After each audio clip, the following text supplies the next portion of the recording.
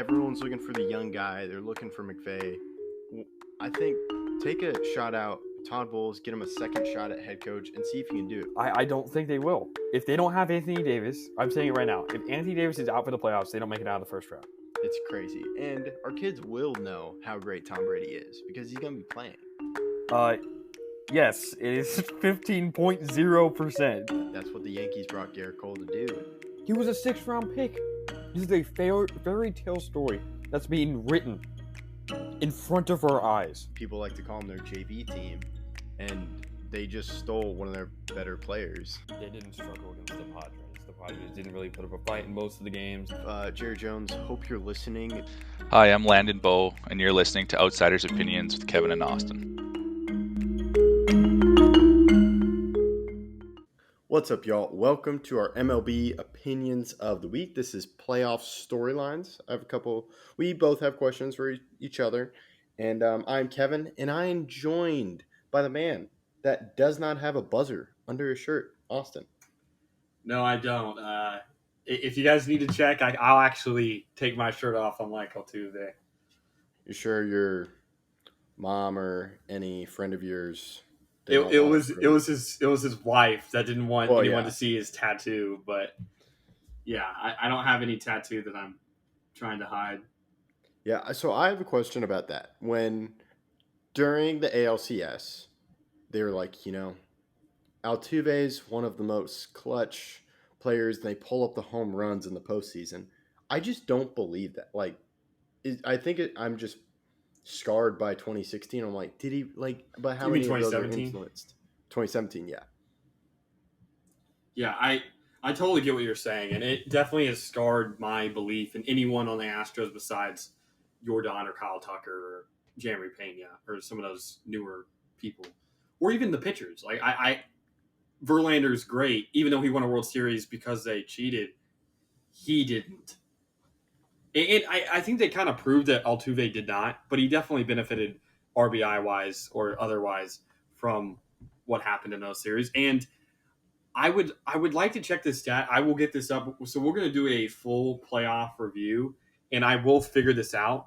I have to know the Astros record at home since they cheated. So 2018 and now. Because if you remember, even in the Twins series, they lost one game at home. They won both games in Minnesota, but lost one game at home. So they went 1-5 at home these playoffs. If you obviously remember 2019, they went 0-4 in the World Series at home. So I will need to check what their home record is versus their away record, because I definitely can guarantee that they're below 500 in that stat. Yeah, and I believe they were below 500 in the regular season this year. Yes, they were. So to your point, yeah, that was the only thing I'm like, okay, Altuve's good, yes, but I don't know if I can view him as like a postseason clutch guy because I sent you the text before, Jordan was just insane for the Astros. Yeah, no matter, you guys could never get him out. He was amazing throughout the entire series and through the entire playoffs and season. So, I'm like, okay, if the Astros win this series, it's because of Jordan. Altuve chipped in, but you literally had to be perfect against Jordan, and still he got hits. That one double, or was it a triple? No, it was a double. No, it was a triple. It was a triple, right? He had a lot of triples. The one he hit in the Game 7, it was 4-2. Evan Carter goes up forward and doesn't get it. I think that was a triple, right? Was I watching? I watched part Game of 7?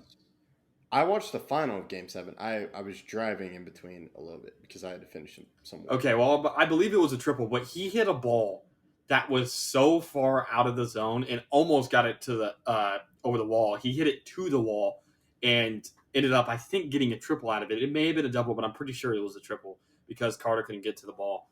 But he was remarkable, and he definitely has been consistently the best hitter on October the last couple of seasons. Yeah.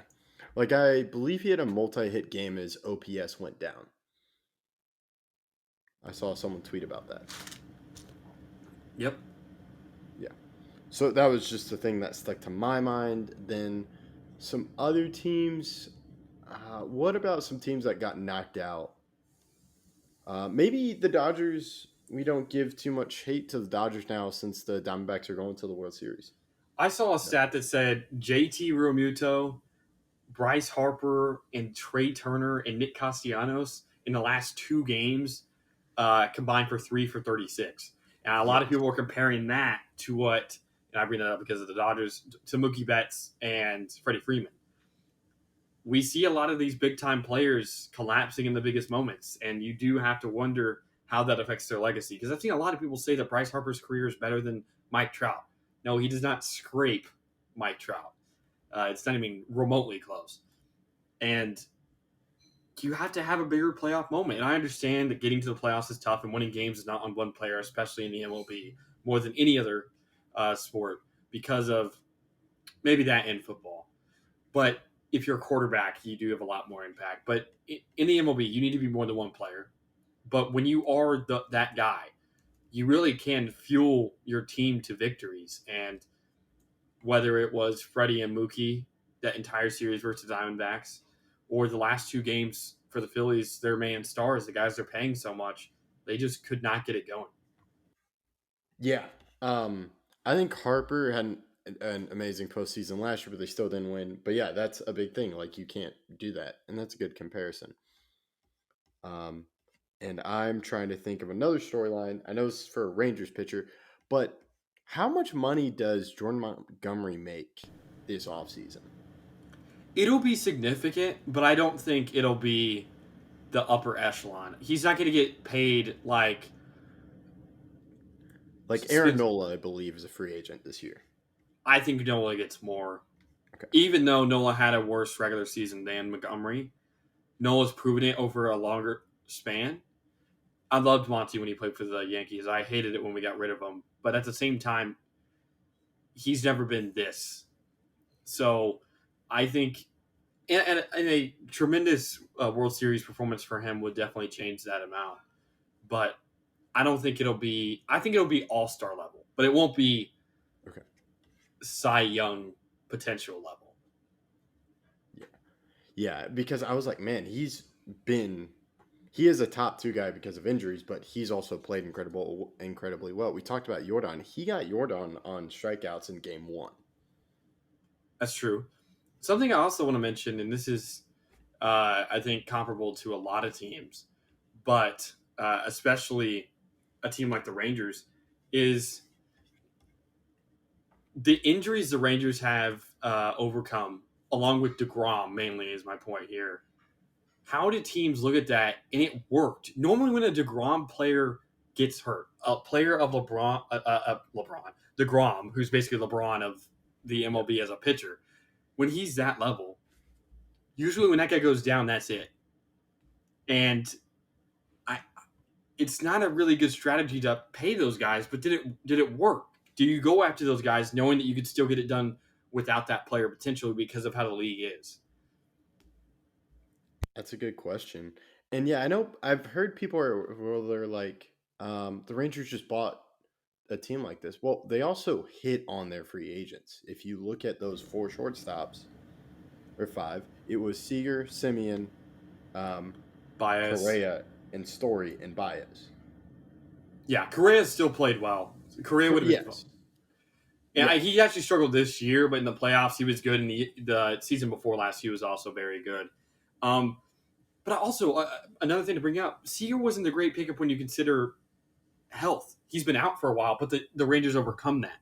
So they are not only just hitting on their free agents, which obviously they are, but they have to overcome what those guys come with.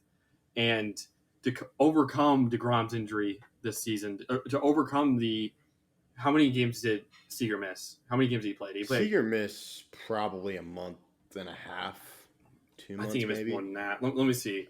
Okay. I think he played like 120. I think is how many games he played. That sounds close. He played 119, so I was 1 game off. Yeah, pretty close. Yeah, but but he missed 63 games. Like that's a large portion of the season. That's over a third of the year. Because 60 times 3 is 180, so that's more than a third of the season. But they survived it. They overcame it. And that's why I want to give a lot of resilience points to the Rangers for overcoming that and DeGrom. While we aren't seeing that with other teams, people make excuses. I'll give you the Yankees, even though I think Judge is worlds ahead of Seager. Without judging the lineup, the Yankees are not a playoff team. With judging the lineup, I think we're a top 2 team in the AL. But that difference, we can't overcome it. When Judge is out, we are extremely bad. Extremely. But the injuries that the Rangers overcome, they would add up to that amount at the very least as a Judge level player, because you couldn't have ever expected DeGrom to play a full season. Yeah, no. But you could have expected him to play more than the 8 or whatever games. I know he pitched like 20 innings. Because how many innings did Rodon finish with? One second, I'm taking DeGrom. DeGrom played 6, so I said 8. He played 6. He pitched in 30 innings. Oh, okay, 30 innings. Okay. Rodon ended up pitching in 64 innings, so he doubled his innings. Doubled, gotcha. But still, Yeah. Rodon was not great this past year, but because of injuries as well. But and while the Yankees are always a team that I think has to overcome injuries, what teams are able to do it and what teams are not able to do it, I think is a big storyline. Yeah, and the thing to me with the Rangers is they went and paid guys, but they also developed guys. Adolis Garcia was from a development process. That's true, but that's also through a trade with St. Louis. That's so the Rangers have been very good at identifying talent, whether that be free agency, trades, or otherwise. They've been very good at identifying talent. Yeah. And then with these are 2 teams, which is they both lost 100 games 2 years ago. And so I'm curious what happens. And with the Orioles too, I think they'll be fine. I agree. Yeah. But again, they couldn't have overcome the injury of Felix Bautista. Yes. Arguably this season, he was the best closer in baseball. They couldn't overcome that loss. Now, I do think he's more significant than the 60 games for Seager because he ended up playing in the playoffs. And I think it's more significant than DeGrom because the Rangers had kind of prepared for him to be out by the other trades they made. But it hurt, and they weren't able to overcome it. When we look at a team, another team I think that's a good example of injury bug, the Marlins. Sandy Alcantara missed the playoffs. Yuri Perez missed the playoffs. And they weren't really able to overcome that. That pitching depth they had lost kind of spelled the end of their season. Yeah, and I'm curious. Do you think this is the end with the Phillies, or do you think No. I think they got one more? I think they put too much capital into this for it not to work out, or at least give it another effort. Baseball, I think, is the sport where there is the most disappointment. And why do I want to say that is not only is there's not a lot of teams that win. And I know that's really hard to say, but at the same time, the teams that are really, really, really good in a lot of sports usually eventually get a ring. Like, eventually, I think the 49ers will get a ring in football. Eventually. Within the next 5-8 years. That's not true in baseball. We've seen a lot of... You talk about the Rangers as a team. They've had many peaks that just... It didn't work out. We've seen that with the Mets. Even if the Mets become good next year, this is a new era. The era has ended, and we're moving on. Even if they're World Series contender next year because of all the guys they brought up young, they're a Rangers-type team that's young and has some star talent coming back from injury and stuff like that. This is a new era. So that era before did not win. The Padres did not win. The Phillies, if they do for some reason, which I don't think they will, blow this up, did not win. The Angels, with 2 of the best players in the history of baseball, could not even make the playoffs.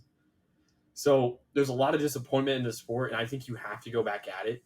The Yankees, this era, they've made it to a lot of ALCSs, 3 to be exact, haven't got it done. So there's a lot of teams in baseball that don't get it done, and so I think they will run it back. But that's why it's so important to value this season.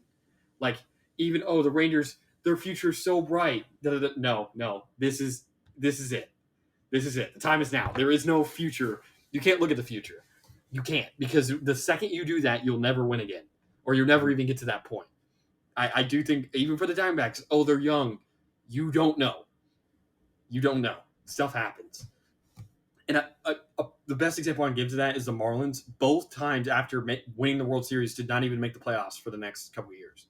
And for their last time, hadn't made the playoffs until 2020, and really only this season did they make it. So you never know when you're going to be able to do it. And again, overcoming injuries and giving yourself the best chance. I think the Phillies come back. They put too much money into Trey Turner. It's really how are they going to be able to keep their pitching is the question. That's my thing. Like, I don't know how they're going to do on pitching-wise. That's my only problem with them, or issue. I just wanted to jump in because I know Aaron Nola's a free agent. And do they have enough capital to go just spend more money on pitchers? We'll find out. There's no cap space in baseball. Yeah, and that's all the storylines I can really think of. Is there anything else you want to touch on? Or actually, there's one more, but I'll let you go first. I'm good. What do you have? It's about the managers. It seems like Bob Melvin. Is that kind of what you're going with? Oh, well, I was going to go Bochy and Dusty Baker because Bochy in his first year back, kind of an older guy. He was a great manager. He's won 3 World Series in this decade, or last decade, because it's a different decade. But then you also have Dusty Baker, kind of older guys, and they've kind of really helped this team. So I'm curious, does someone get a Buck Showalter who was fired from the Mets? Or they parted ways? Maybe, but we've seen this not work before. I know you remember the White Sox, and yes. So this doesn't guarantee success, is what I'll say. So, will someone probably go out and get Showalter? Probably. Does it guarantee or even get you into the playoffs? Obviously, no. I mean, I was talking about teams that didn't work out. The White Sox were supposed to be the future of the AL. Yeah. So stuff can go bad really, really quickly. Yeah. So, yeah, that's my final thought. I'll let you close it out. Yeah, thank you guys for listening. Put in the comments any other storylines that you've liked to hear or your favorites. So thank you guys for listening, and please check us out on the next one.